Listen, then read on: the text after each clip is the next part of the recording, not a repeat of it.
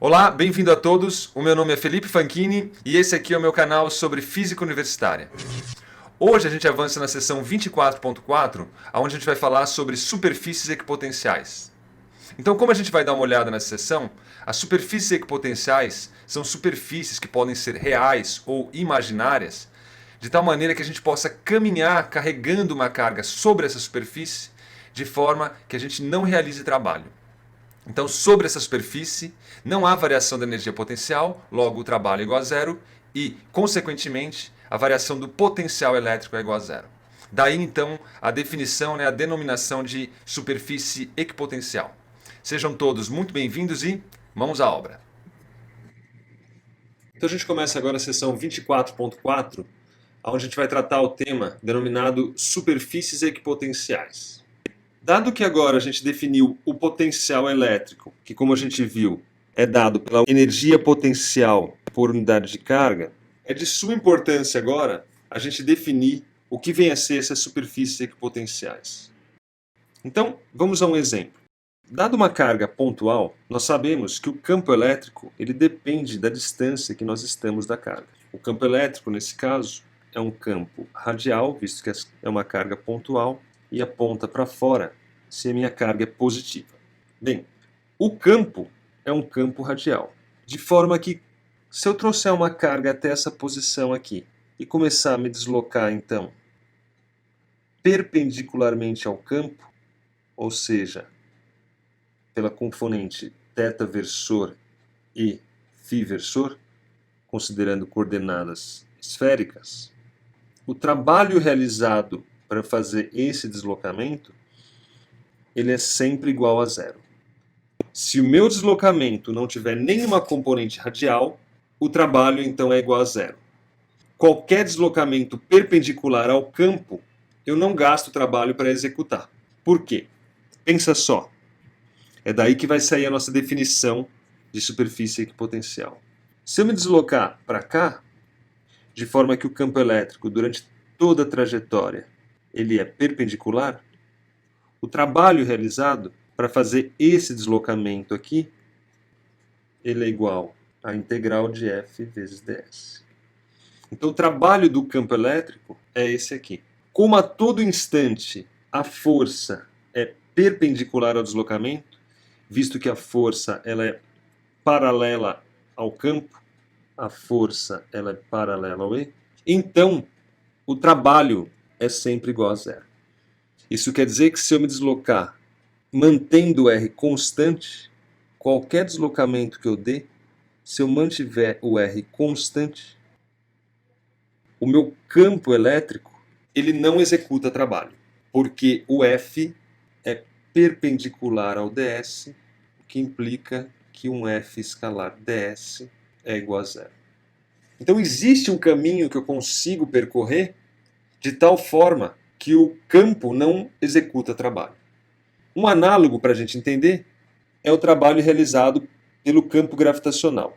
Então, se eu tiver aqui a minha superfície da Terra e eu tenho aqui o meu objeto.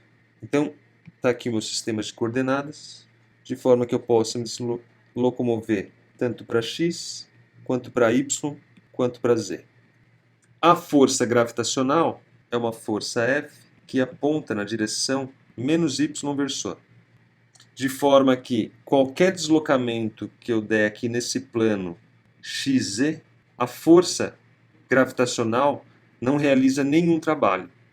Se eu sair desse ponto aqui e caminhar para esse outro ponto aqui, o trabalho é igual a zero. Por quê?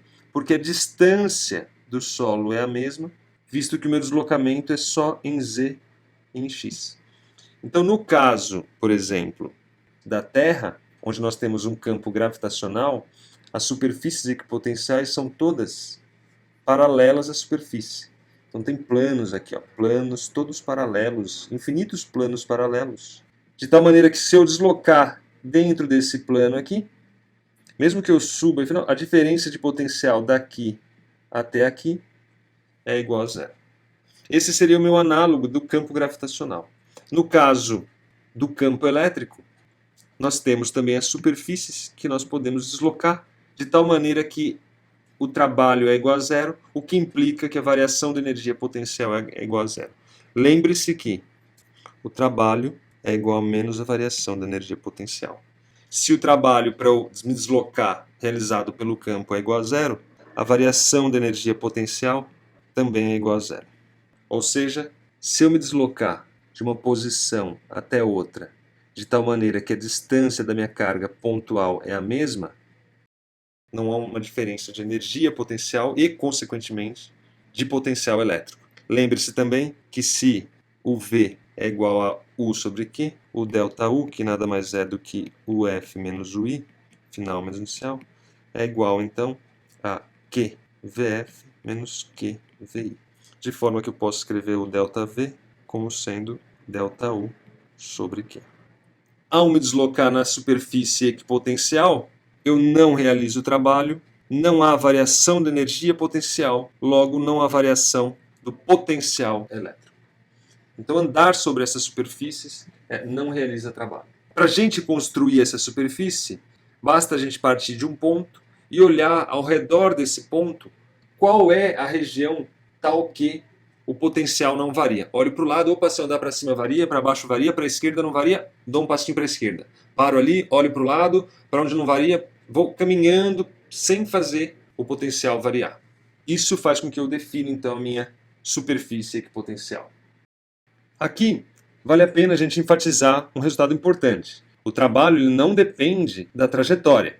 Então se eu pegar a minha carga, sair daqui e trouxer ela para aqui, caminhando durante todo o percurso sobre uma superfície equipotencial, naturalmente o trabalho é igual a zero, o ΔU é igual a zero e o ΔV é igual a zero.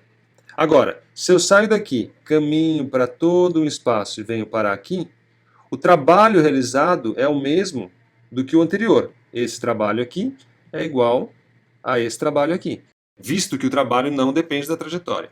Então o trabalho é igual a zero.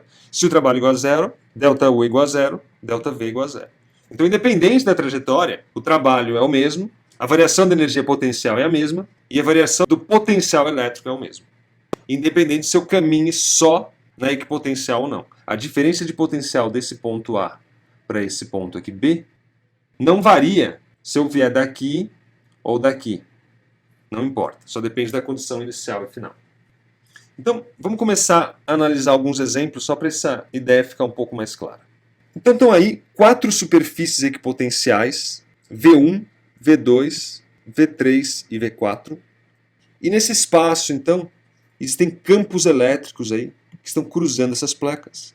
Aqui nós temos 2 linhas de campo representadas, S e S, mas naturalmente, em todo o espaço aqui, em toda a região do espaço, você tem linhas de campo aqui que não estão sendo desenhadas.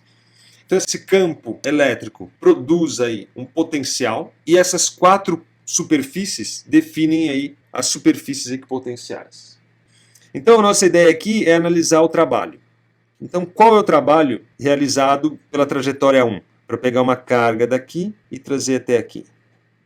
Então veja, a todo instante ela caminha sobre a superfície equipotencial, mas mais importante, a posição inicial e a posição final estão no mesmo potencial elétrico. Tanto esse ponto quanto esse ponto tem o potencial que é dado por V1. Logo, atentando-se que o trabalho é igual a menos a variação da energia potencial, o que implica então que o trabalho é igual a carga vezes menos a variação do potencial. Se a variação do potencial é igual a zero, o trabalho é igual a zero.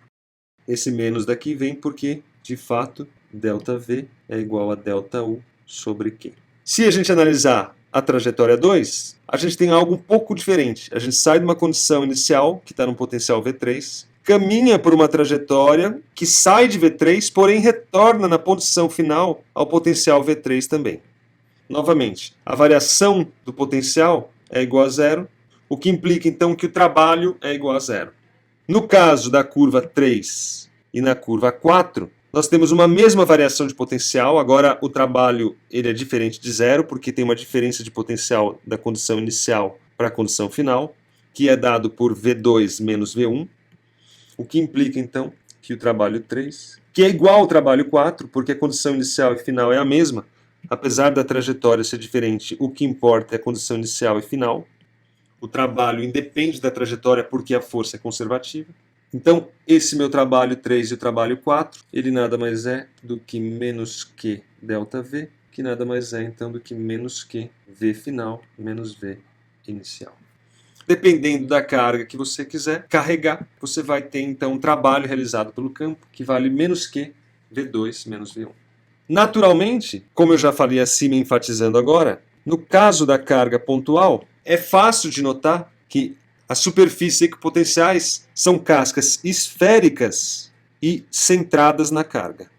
É fácil de entender isso? Com certeza. Imagine uma carga aqui Q, e como eu disse, você não realiza trabalho se você fizer um deslocamento que mantenha o raio constante. Então, qualquer deslocamento que mantenha um raio constante não realiza trabalho. Se o trabalho é igual a zero, a variação da energia potencial é igual a zero. Então você nota aqui que você tem cascas, infinitas cascas, como se fossem cebolas, né? Onde você pode se deslocar nessa casca, mantendo a distância constante, de forma que o potencial não varia. Então, no caso da carga pontual, nós temos cascas esféricas. Se a gente tivesse um plano infinito, por exemplo, como seriam as superfícies equipotenciais? Então está aqui o meu plano. O meu plano, como a gente sabe, ele produz campos que são perpendiculares às superfícies, supondo aqui placa positivamente carregada. Se o campo aponta aqui, então vamos definir o meu sistema de coordenada aqui, yx, nessa direção x versor, qualquer deslocamento perpendicular a x versor não realiza trabalho, visto que o trabalho depende do produto escalar da força com o deslocamento, e a força é no sentido do campo. Então, nesse caso, eu vou ter aqui planos que eu posso me deslocar sem realizar trabalho. As superfícies equipotenciais, nesse caso, eles são planos. Então, uma observação crucial no caso do campo elétrico e das superfícies equipotenciais elétricas é se atentar que o campo elétrico ele é sempre perpendicular à superfície. O campo elétrico, em toda posição, ele é perpendicular à superfície. Se você se atentar aqui nesse caso também, ó, os campos são todos perpendiculares à minha superfície. Só para ficar um pouco claro, eu vou mostrar os exemplos mais bem ilustrados da carga pontual e do plano. Então está aqui, essa aqui é a minha carga pontual. No meu caso aqui eu tenho uma carga positiva carregada aqui. As linhas de campo são todas para fora, então estão aqui os meus campos elétricos. E as minhas superfícies equipotenciais são cascas esféricas aqui, que estão aqui envolvendo em toda... Para cada R eu tenho uma casca esférica que define uma equipotencial. Como eu disse, em toda posição o campo ele é perpendicular à superfície, essa superfície equipotencial. No caso abaixo aqui de um campo constante, que é o equivalente ao produzido por um plano infinito, nós temos aqui as nossas linhas de campo e tracejado em vermelho aqui as equipotenciais. Novamente, a equipotencial é sempre perpendicular ao campo. Para concluir, vale a pena a gente ver um caso um pouquinho mais complexo. Então está aqui, ó, os campos produzidos pelo dipolo e as superfícies equipotenciais, você vê agora que elas são um pouco deformadas, né? Próximo das cargas elas parecem como esferas, porque a interferência da outra é pequena, mas no que você vai se afastando, elas tendem a dar uma deformada. Mas o importante de enfatizar aqui é que para toda posição o campo é novamente perpendicular a essa superfície equipotencial. Isso é fundamental para que o trabalho seja igual a zero. Lembre-se que o trabalho é igual à integral da força vezes o deslocamento. A força ela pode ser escrita como Q vezes Z. Então note, ó, que se eu me deslocar sempre perpendicular ao campo, independente para onde eu vá, se o meu deslocamento for sempre perpendicular, isso aqui dá zero. Se o trabalho é igual a zero, variação da energia potencial é igual a zero, o que implica que a variação do potencial elétrico é igual a zero. Então essa é a razão dessas superfícies que definem a posição onde eu posso me deslocar no espaço sem que eu realize trabalho. A todo instante eu caminho perpendicular à força elétrica. Bem, eu espero que isso tenha ficado claro. Qualquer dúvida, qualquer sugestão, eu estou à disposição de vocês. Sejam sempre muito bem-vindos e até a próxima.